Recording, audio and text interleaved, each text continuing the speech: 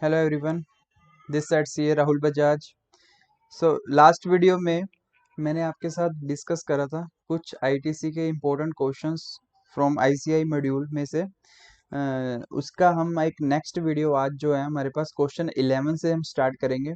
जो सेक्शन 16 मैंने आपके साथ रीड करा था उनकी जो इम्पोर्टेंट कंडीशंस थी ए, डबल ए, बी, सी और डी, उसके बेसिस के ऊपर कुछ ऐसे प्रैक्टिकल क्वेश्चंस हमारे इंस्टीट्यूट ने हमें प्रोवाइड करे हैं जो हम डे टू डे लाइफ में रेगुलर बेसिस पे आप इस प्रॉब्लम्स को अपने सामने फेस करते होगे।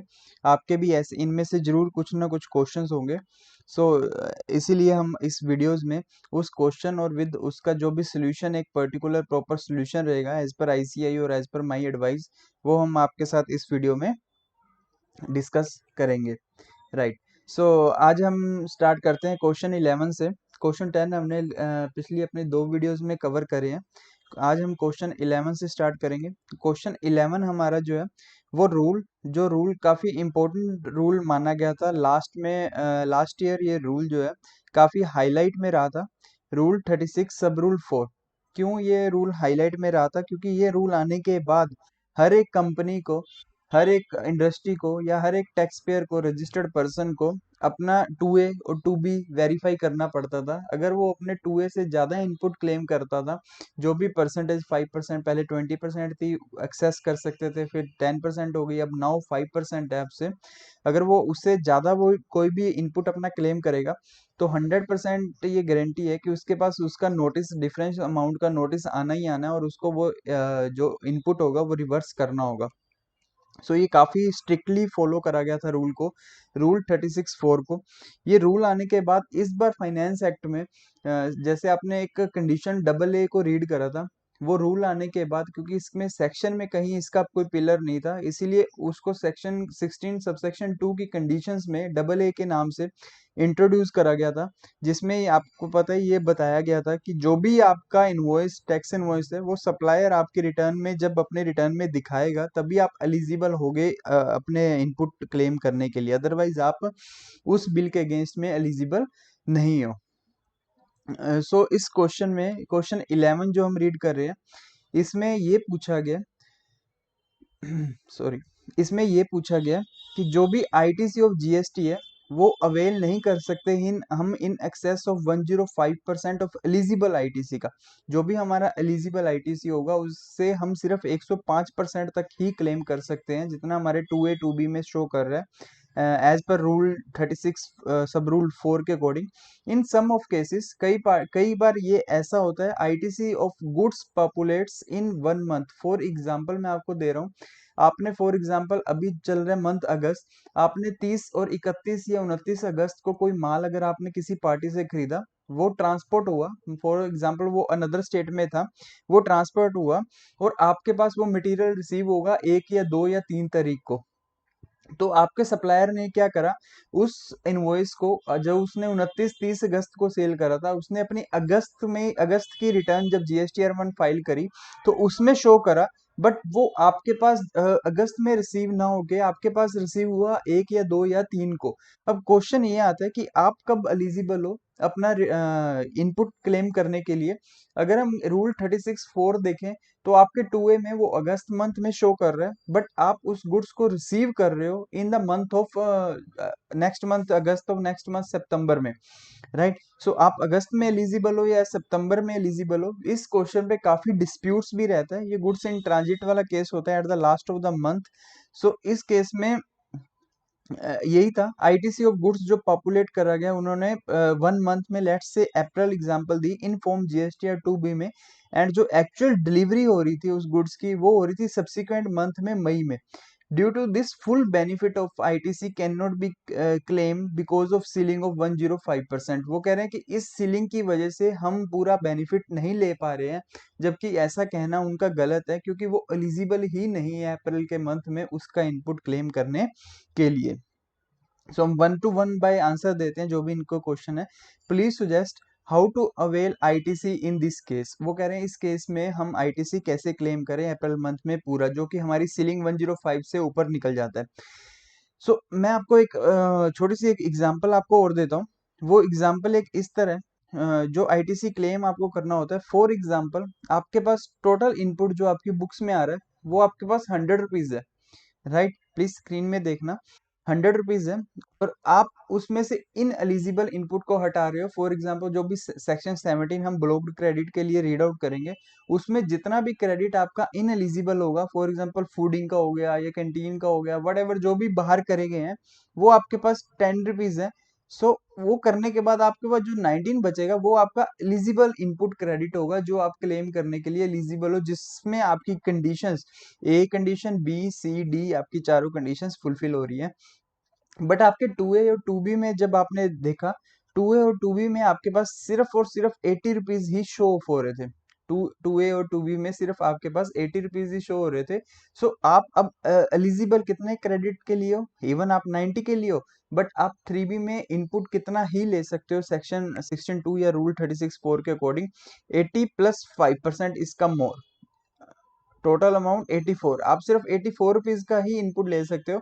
और जो आपका 6 रुपीज बचा, वो जब भी नेक्स्ट मंथ आपके सप्लायर बिल एंटर करेंगे, उस मंथ आप इसका इनपुट क्लेम कर पाओगे, राइट? तो टोटल एलिजिबल का 5% है, ना कि ये नहीं हो सकता कि आप एलिजिबल नहीं हो, आपके पास इनपुट है बट आप फिर भी 105% अपना क्लेम कर रहे हो, नहीं, ऐसा नहीं हो सकता। सो इसी केस में ये समझाया गया, you can avail ITC only upon receipt of goods and services, और बोथ, आपके पास एक कंडीशन है जिसमें आपने गुड्स को रिसीव करना, और गुड्स को और सर्विसेज को जब जिस मंथ रिसीव करोगे उसी मंथ आप एलिजिबल होते हो। फर्दर एडोप जो 5% आईटीसी है इज अवेलेबल, ये तब सिर्फ अवेलेबल होगी आपके पास only case where invoices with eligible ITC are not uploaded by the supplier, जिस केस में आपका सप्लायर, आप एलिजिबल हो बट आपका सप्लायर अपलोड नहीं करता रिटर्न में, उस केस में आप सिर्फ ये 5% का जो बेनिफिट है वो आप ले सकते हो। And such 105% can not exceed the total eligible ITC, obvious आपके एलिजिबल आईटीसी से 105% ज्यादा नहीं हो सकता।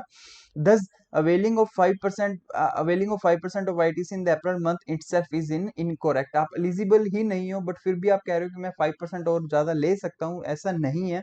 आप अगर आपका एलिजिबल अमाउंट ज्यादा बनता है और आपके पोर्टल पे कम दिख रहा है, तो आप उसका जो गैप है, अगर वो 5% से ज्यादा है तब आप 5% ले सकते हो, अगर 5% से कम है तो जितना कम है 2% या 3% आप उतना ही क्लेम कर सकते हो। सो ये आपकी जो स्टेटमेंट है कि आपका जो ये कहना है कि अवेलिंग 5% ऑफ आईटीसी हम अप्रैल मंथ में ले लें, वो गलत है सरासर, राइट? सो इसमें इन्होंने सेकंड क्वेश्चन हमसे ये पूछा, please clarify, sorry, whether the conditions of 105% is for a month or the accumulated balance in form to be like example April month unclaimed ITC plus ITC for the month of May। वो कह रहे 105% जो लेना है ये हमें independently month को month wise month देखना है, या फिर हम इसको एक्यूमुलेट भी कर सकते हैं। अप्रैल के जो अनक्लेम्ड आईटीसी है, अप्रैल के मंथ में जो बचा हमारे पास, प्लस जो मई के मंथ का आईटीसी है, उसको अगर मैं ऐड कर दूं, सो ये कैसे हमें 105% की जो कंडीशंस को देखना है वो कैसे देखना है, ये देखो, since you have received the goods, अब ऑब्वियस है आपने प्रैक्टिकली एक अगर बात करें इसके अलावा, आपने गुड्स जो है रिसीव करी मई में, और आपके पोर्टल पे 2A पे दिख रहा था अप्रैल में फॉर एग्जाम्पल। अब अप्रैल में तो आपने सिर्फ एक ही आपकी ऐसी ट्रांजैक्शन है जो कि ये मिसमैच वाली है, बाकी सब आपके वो टोटल जितना इनपुट आप एलिजिबल हो सारा आपके 2A में रिफ्लेक्ट कर रहा था। ये हम एग्जाम्पल एक मान के चल रहे हैं इस चीज को, राइट? सो इस केस में जो भी आपने मतलब इस केस में हम अप्रैल की अगर बात करते हैं, तो अप्रैल एक ऐसा मंथ था जहां पे आपके 2A में आपके पास ज्यादा आ रहा था बट आप एलिजिबल अमाउंट आपके लिए कम थी, राइट? बट जब आप मई मंथ की रिटर्न फाइल करोगे तो ऑब्वियस है आपके पास 2A में कम दिख रहा होगा, क्योंकि क्यों, आपके सप्लायर ने मटेरियल आपको मई में रिसीव हुआ, आप एलिजिबल तो मई में हुए, बट आपके सप्लायर में 2A में उसे अप्रैल के मंथ में दिखा दिया। अब जब भी आप अपने 2A में की रिटर्न को फाइल करोगे, मई की रिटर्न को फाइल करोगे, सो आप अपने 3B में, सपोज आपके 2A में 150 आ रहा है और 10 का क्रेडिट आपको और डालना है या 20 का आपको और डालना है, सो आप अपने 2A में जो है वो आप 20 और ऐड करोगे, जिसके लिए आप एलिजिबल थे उस समय, 2A में नहीं रिफ्लेक्ट कर रहा था, हालांकि वो पिछले मंथ में था आपके, ऐसा नहीं है कि उस सप्लायर ने आपके 2A में नहीं दिखाया, उसने आपके लास्ट ईयर 2A में दिखा दिया।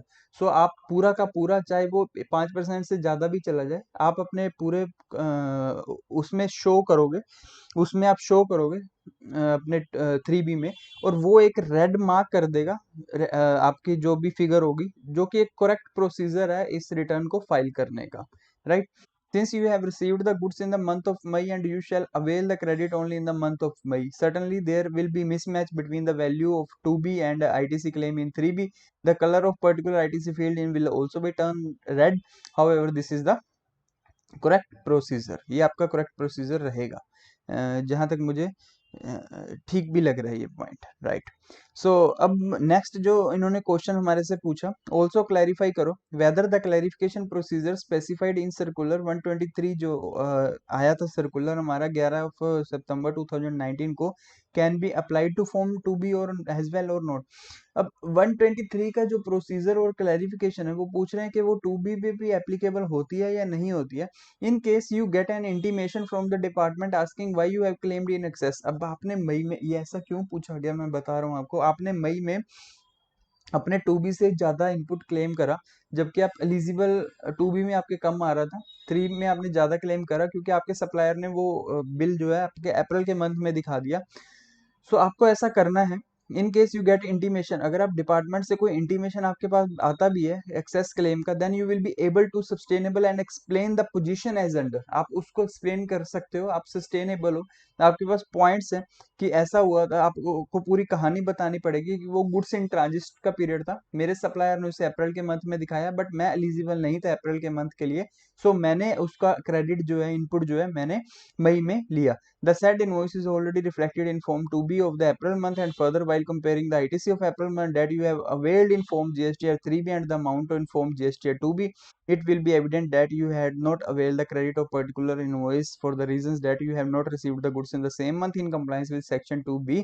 You have availed the credit only upon the receipt of the said goods and the said amount showing in excess of Form GSTR 2B, right. सो इस क्वेश्चन में हमने ज़्यादा टाइम लिया इसीलिए क्योंकि ये थोड़ा सा एक इम्पोर्टेंट क्वेश्चन रहता है और लोग काफ़ी इसमें कंफ्यूज भी रहते हैं। इसलिए इस क्वेश्चन से रिगार्डिंग मेरे पास काफ़ी सारी क्वेरीज आती हैं, इसीलिए मैंने आपको ये डिटेल में क्वेश्चन को एक्सप्लेन करा था, राइट। सो आप अब आपको समझ आ गया, प्लीज़ कमेंट में बताना, ओके। सो नेक्स्ट क्वेश्चन हमारा है question 12, whether recovery of ITC from buyer due to seller. अब ये भी ऑब्वियस से क्लियर होती है कि आपने जिससे माल खरीदा आपने उसको तो GST की पेमेंट कर दी, बट वो जो सप्लायर है आपका वो डिफॉल्टर है, वो गवर्नमेंट को GST की पेमेंट नहीं कर रहा, और GST के डिपार्टमेंट से आपके पास नोटिस आ रहा है कि आपने जो पेमेंट उसको भी करी है और इनपुट क्लेम करा है, वो इनपुट का पैसा हमें रिवर्स करो। सो ये आपको नहीं लगता एक तरीके की डिपार्टमेंटल की या गवर्नमेंट की एक हरासमेंट का पॉइंट होता है? हम अपनी जेब से एक बार दे चुके हैं जो इनपुट, वो गवर्नमेंट दोबारा से हम ही से वो पैसे की रिकवरी डबल से कर रही है, इनपुट को रिवर्स करवा के, और विद इंटरेस्ट इवन वो रिकवरी करवाएगी हमसे। सो क्यों ना वो सप्लायर को पकड़े, सप्लायर की गर्दन को पकड़ते और सप्लायर को कहते कि आप अपना पैसा जमा करवाओ।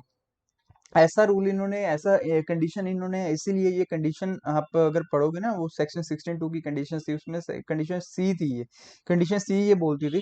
तो ऐसा इसीलिए उन्होंने करा क्योंकि जब भी आप अपना मटेरियल खरीदोगे, जब भी किसी से बाय करते हो, देन आप उसके कॉम्प्लाइंसिस रेट को, कि उसका नेचर ऑफ मतलब ये जो कॉम्प्लाइंसिस को कंप्लीट करने का कैसा है, कि कहीं वो अपने रिटर्न्स टाइम पे भरता है या नहीं भरता, गवर्नमेंट को ड्यूज देता है या नहीं देता, तो इस चीज को मोटिवेट करने के लिए और एक सर्कल को क्रिएट करने के लिए कंडीशंस लाई गई, तब कि ये एक बायर की भी जिम्मेवारी और रिस्पॉन्सिबिलिटी बन जाए, जब वो किसी से भी माल अगर खरीदता है, किसी से अगर डील करता है, तो वो उस पर्सन से डील करे जो कि रेगुलर कॉम्प्लाइंसिस को टाइमली पूरा कर रहा है और गवर्नमेंट के ड्यूज को प्रॉपर तरीके से दे रहा है। डिफॉल्टर्स को कम करने के लिए, डिफॉल्ट्स को कम करने के लिए ये कंडीशंस लाई गई, और बड़ी कंपनी आज के टाइम पे इस चीज पे पूरा अपना ध्यान भी रखती हैं, राइट। सो क्वेश्चन यही है, whether recovery of ITC from buyer due to seller not depositing tax in is proper in law, please elaborate the judicial position on this aspects under both. उन्होंने पूछ लिया हमसे प्री GST बता दो भाई, GST regime में बता दो।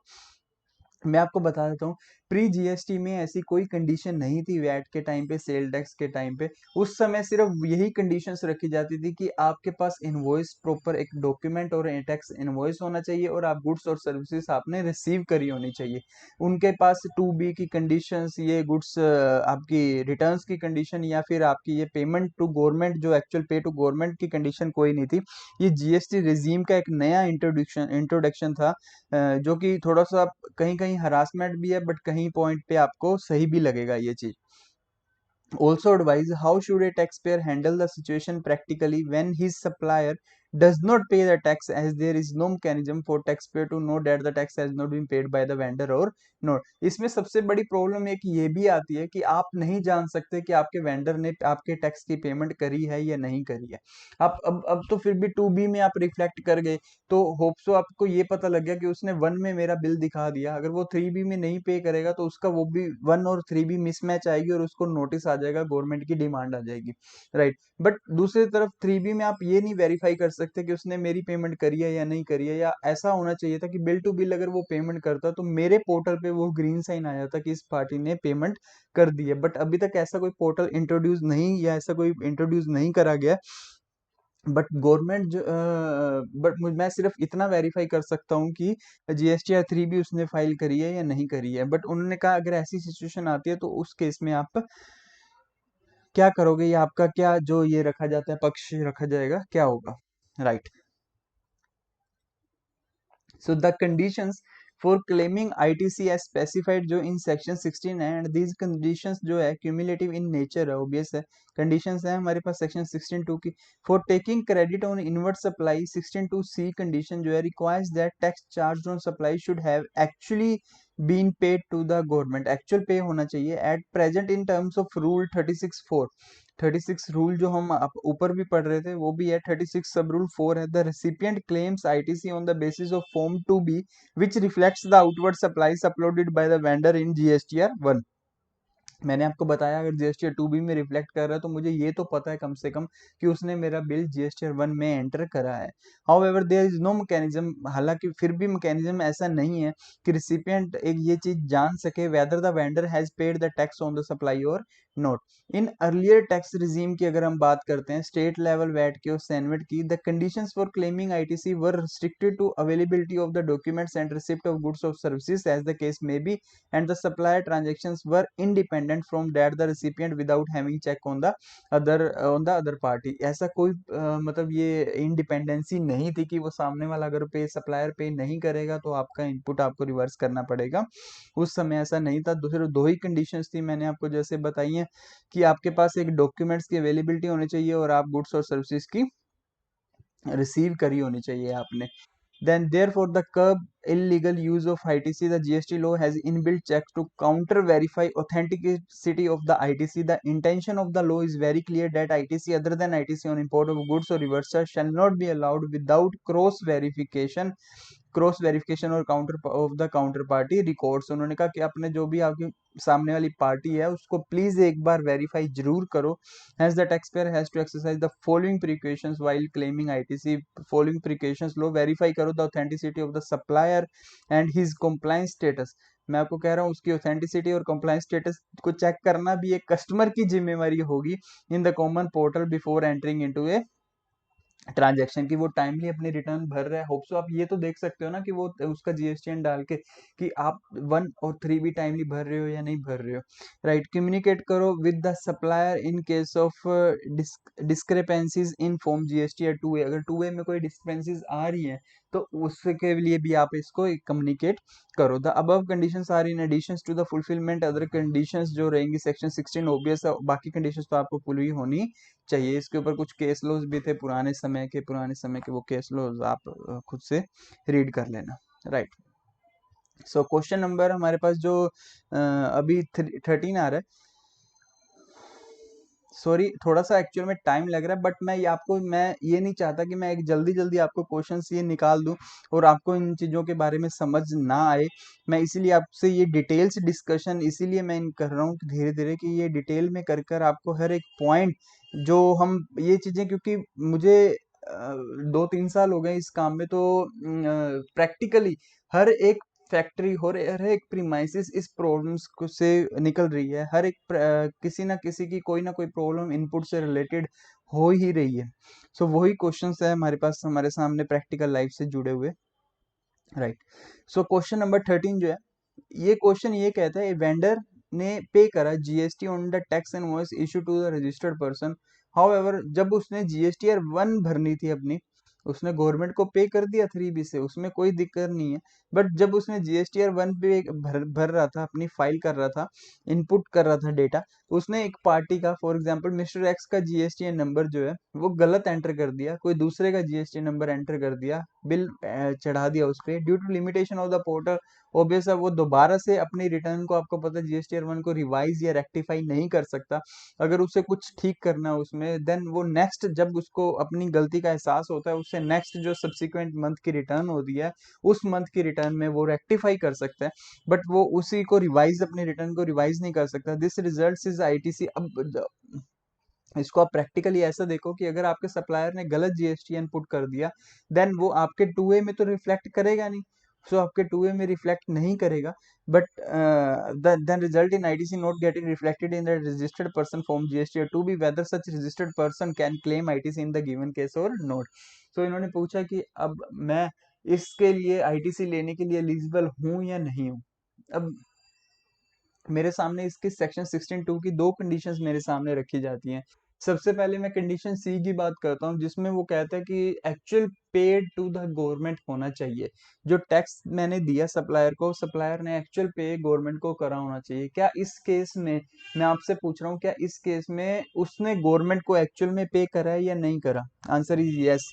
उसने, सप्लायर ने जो है एक्चुअली पेड करा है गवर्नमेंट को, उसमें कोई गलती नहीं है। बट सिर्फ टू भरते समय, जीएसटी 1 भरते समय उसने मेरा जीएसटी नंबर गलत पुट कर दिया, तो मेरे 2A में रिफ्लेक्ट नहीं करेगा, ऐसा है। बट अगर हम पहले इस चीज को पढ़ते हैं, in the present scenario the tax was paid by the supplier to the government and only an error on account of wrong GSTN occurred since the conditions जो प्रिस्क्राइब्ड है 16(2)(c) की सेटिस्फाई, वो कंडीशन जो है paid to government satisfy है। And the registered person can avail, ये जो ICI का मॉड्यूल कह रहा है, can avail the credit and the credit can not be denied on the ground of limitation of the in the GST portal. ये look like एक, ऐसे लगता है मुझे, हाई कोर्ट की लैंग्वेज हो सकती है कि जो एक जीएसटी पोर्टल की एक लिमिटेशन है, उसके बिहाफ पे आपका आईटीसी डिनाई नहीं होना चाहिए। लगता मुझे भी ऐसा कि सप्लायर ने एक्चुअल में पे कर दिया तो आपको मिल जाना चाहिए। बट अगर हम AA की कंडीशन को भी साथ में देखें, मेरे 2A या 2B में रिफ्लेक्ट नहीं कर रहा, और मैं सिर्फ उसका 5% तक का जो मेरे टोटल एलिजिबल का 5% बनेगा, उस स्लैब के अंदर जितना मेरा इनपुट आ रहा है मैं उतना ही ले सकता हूँ। अदरवाइज मुझे नोटिस आने की जो रहेगी वो पॉसिबिलिटी वो ज्यादा हाई रहेगी। बट फिर भी ये क्वेश्चन सिर्फ 16(2)(c) की कंडीशन की बात करता है, 16(2)(AA) की कंडीशंस की बात नहीं करता ये क्वेश्चन हमारा। The registered person should maintain appropriate record of tax of invoice. उन्होंने कहा अपना रिकॉर्ड अपना एक संभाल के अलग से रखो इसको, invoice and payment made to the supplier and adhere with the other condition of section 16। उसके साथ साथ 16 की अदर कंडीशन जो है वो फुलफिल होनी चाहिए। बट मुझे ऐसा लगता है 16(c) की कंप्लीट है, बट AA की कंप्लीट ना होने के कारण शायद मुझे नेक्स्ट मंथ जब वो जीएसटीआर में डाल दे, प्रैक्टिकली 1 में ठीक कर दे, उस समय मुझे इसका इनपुट लेना चाहिए, प्रीवियस मंथ में नहीं लेना चाहिए, क्योंकि बेफालतू में आपके पास नोटिस आएगा और आपको रिप्लाई करना इसका पड़ेगा। राइट। बट नेक्स्ट क्वेश्चन 14, आज 15 तक हम डिस्कस करेंगे, नेक्स्ट 5 क्वेश्चन जो है हमारे इस वीडियो में। राइट। सो नेक्स्ट क्वेश्चन जो 14, आपको सब समझ आ रहा है ना अच्छे से? राइट। कुछ भी अगर आपको चेंजेस करवाने हो मुझसे तो प्लीज अपने कमेंट्स में जरूर बताना। Right. Then question 14, the tax payer is providing software and hardware services, he procured few services, कुछ सर्विसेज उसने एक रजिस्टर्ड पर्सन से ली, and the payment was made through banking channel in the financial year 18-19. He has positioned a valid tax invoice for services and services has been provided by vendor, however the same is not reflecting in GST 2A on date, whether ITC can be availed in respect of such bill। उन्होंने कहा 2A में नहीं reflect कर रहा था, क्या मैं उसका जो बेनिफिट है क्या मैं ले सकता हूँ? अब मैं वही चीज, वही कंडीशन यूज हो रही है, रूल 36(4) सामने आएगा, आपकी 16(2) की डबल ए की कंडीशन आपके सामने आएगी, आपकी 16(2)C की कंडीशन आपके सामने आएगी। सो ये सारी चीजें हैं, बट इसमें ना कहीं हमें ऐसा लगता है कि कहीं ना कहीं आपने एक हरासमेंट एक कस्टमर के ऊपर करी है। जब मैंने उसको पेमेंट कर दी है, वो गवर्नमेंट को पे नहीं कर रहा है या वो मेरे 2A में नहीं रिफ्लेक्ट हो रहा है, तो उस केस में कहीं ना कहीं हरासमेंट मेरे ऊपर है, जबकि आपको जो पकड़ना चाहिए वो सप्लायर को पकड़ना चाहिए था। बट उनका पीछे कुछ मकसद था, कुछ मोटिव था इस प्रोविजन को लाने के लिए, हो सकता है इसीलिए वो लेके आए हैं।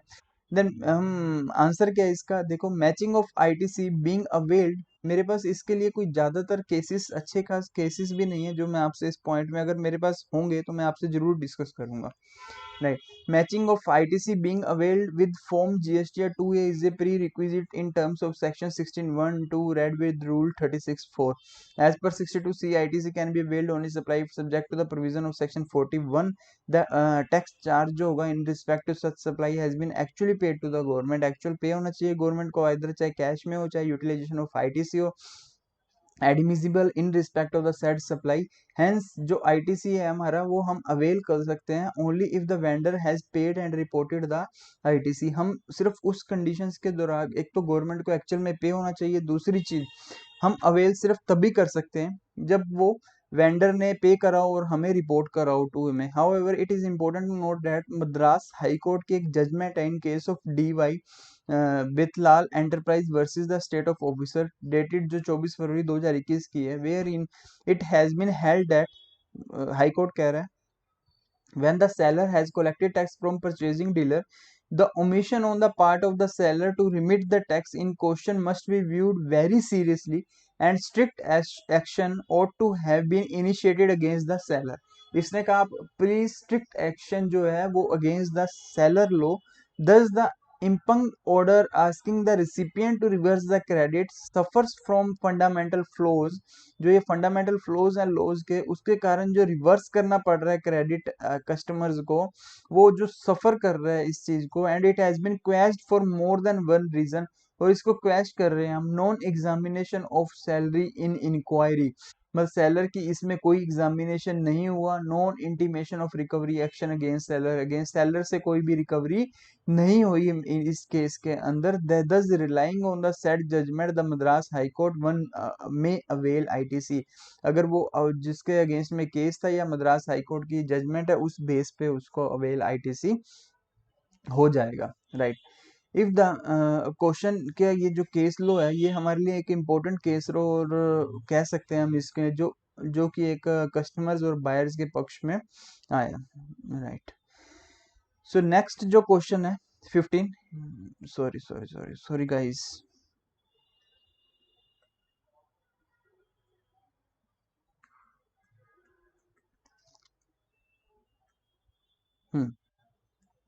If the vendor has mention, अब मैंने रोंग एचएसएन आपके बिल के ऊपर, आपके इनवॉइस के ऊपर अगर रोंग एचएसएन मेंशन हो जाता है, एक मैंने आपको ध्यान होगा अगर आपने मेरी लास्ट वीडियो देखी है तो उसमें मैंने आपको बताया था कि अगर कोई पर्सन ई इनवॉइसिंग के लिए क्वालिफाइड है, एलिजिबल है, अगर वो ई इनवॉइसिंग या आईआरएन नहीं करता, क्या सामने वाले पर्सन को, उसके कस्टमर या उसके रिसिपिएंट को उस इनवॉइस के अगेंस्ट में इनपुट मिल जाएगा या नहीं मिल जाएगा, तो लो डिनाई करता है because it is not a valid invoice. अगर वैलिड इनवॉइस नहीं है तो वो 16(1)(a) की कंडीशन को फुलफिल नहीं कर पाता, और फुलफिल नहीं करेगा तो उसको कोई भी इनपुट उसका नहीं मिलेगा।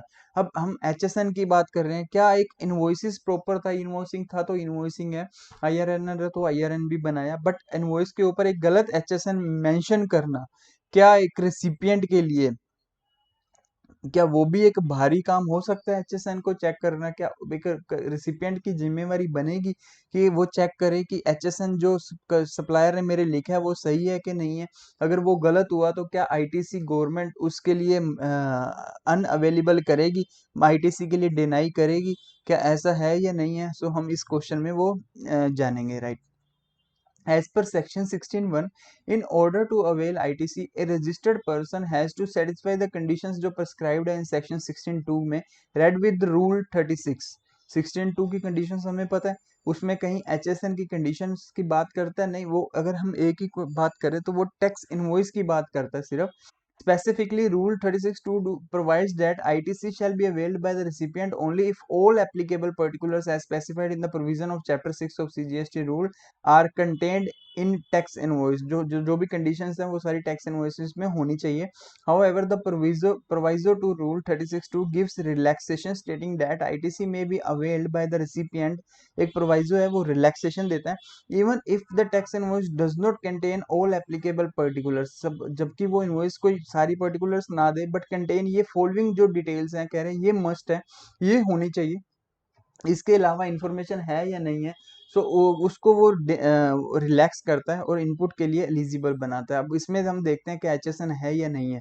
अमाउंट ऑफ टैक्स चार्ज कितना उसने GST लिया, descriptions of goods and services कितनी गुड्स की क्या डिस्क्राइब सी, total value of supply of goods और सर्विसेज और बोथ, ये आ गया हमारे पास. GSTN ऑफ द सप्लायर और रिसिपिएंट दोनों का GSTN नंबर होना जरूरी है. Place of supply in case of inter state supply, अगर एक स्टेट से दूसरे स्टेट में बेच रहा है तो प्लेस ऑफ सप्लाई होना जरूरी है, GSTN नंबर होना जरूरी है दोनों का. उसके बाद गुड्स की डिस्क्रिप्शन होनी चाहिए, टोटल वैल्यू और टैक्स अमाउंट होनी चाहिए. इसमें कहीं भी HSN कोड का मैंडेटरी नहीं करा गया, जिक्र नहीं करा गया requirement to avail ITC going by the proviso two. अगर आप प्रोवाइजर टू रूल 36.2 पढ़ोगे तो इसमें कहीं भी HSN का नहीं है. Then wrong mentioning of HSN code does not deprive the recipient from availing ITC. तो इस केस में अगर HSN मेरा गलत भी हो जाता है तो मुझे डरने की एज ए कस्टमर या रिसिपिएंट डरने की मुझे जरूरत नहीं है, मुझे उसका इनपुट का बेनिफिट मिल जाएगा.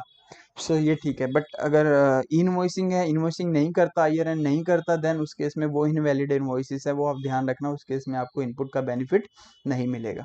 सो आज हमने ये 5 इंपॉर्टेंट क्वेश्चंस डिस्कस करे. होप सो आपको अच्छे से समझ आए होंगे. सो नेक्स्ट वीडियो में और क्वेश्चंस हम लेके आएंगे आपके लिए. आज के लिए इतना ही बस. Thank you.